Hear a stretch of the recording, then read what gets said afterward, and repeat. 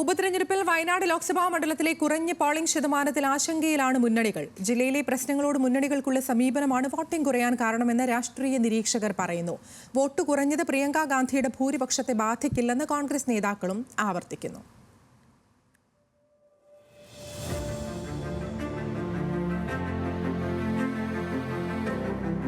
ഉപതെരഞ്ഞെടുപ്പിൽ കുറവ് പോളിംഗ് ശതമാനമായിരുന്നു വയനാട്ടിലേത്. ഇതോടെ പ്രധാന മുന്നണികളെല്ലാം ആശങ്കയിലാണ്. പ്രിയങ്കയുടെ ഭൂരിപക്ഷത്തിൽ കുറവുണ്ടാവില്ലെന്ന് ആവർത്തിക്കുന്ന കോൺഗ്രസ് പുറത്തുവന്ന കണക്കുകളിൽ പകച്ചു നിൽക്കുകയാണ്. 2009 മുതൽ മണ്ഡലത്തിലുണ്ടായ റെക്കോർഡ് ഭൂരിപക്ഷം പ്രിയങ്ക ഗാന്ധിയിലൂടെ തുടരുമെന്ന UDFന്റെ കണക്കുകൂട്ടലുകൾക്ക് ഇത് കനത്ത തിരിച്ചടിയായി. 2024 രാഹുൽ ഗാന്ധിയുടെ ഭൂരിപക്ഷത്തിലുണ്ടായ കുറവ് പ്രിയങ്ക നികത്തുമെന്നും UDF ക്യാമ്പ് വിശ്വസിച്ചു. എന്നാൽ ക്യാമ്പിന്റെ ആത്മവിശ്വാസം തകർത്തു കളയുകയാണ് ഇത്തവണത്തെ പോളിംഗ് ശതമാനം. 2024 73.57 ഉണ്ടായിരുന്ന പോളിംഗ് ശതമാനം ഉപതെരഞ്ഞെടുപ്പിൽ 64.71 കുറഞ്ഞിരിക്കുന്നു.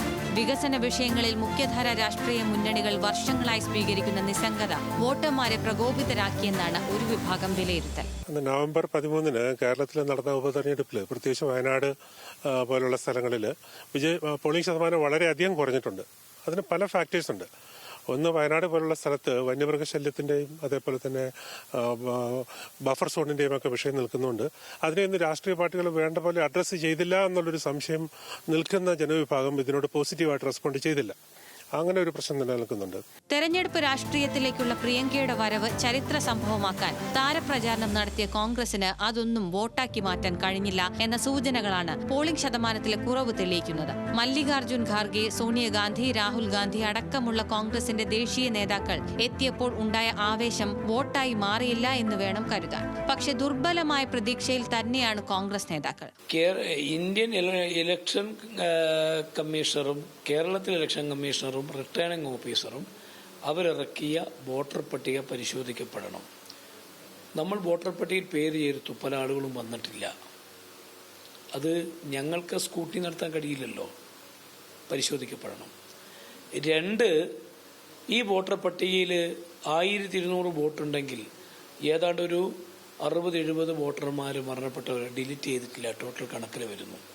പിന്നെ ദൂരെയുള്ളവർ, പുറത്തുള്ളവരെ പരമാവധി കുറേ പേരെ കൊണ്ടുവന്നു, കുറെ കൊണ്ടുവരാൻ കഴിയാത്തൊരു സാഹചര്യമുണ്ട്. എന്ന് തൊഴിൽ സംബന്ധമായി വിദേശ രാജ്യങ്ങൾ വരാൻ കഴിയില്ലല്ലോ. പിന്നെ മറ്റ് സംസ്ഥാനങ്ങൾ പഠിക്കാൻ പോയവർ, ജോലിക്ക് പോയി വരാൻ കഴിയും. അങ്ങനത്തെ ഒരു അറ്റിക്കുറവുണ്ടായിട്ടുണ്ട്.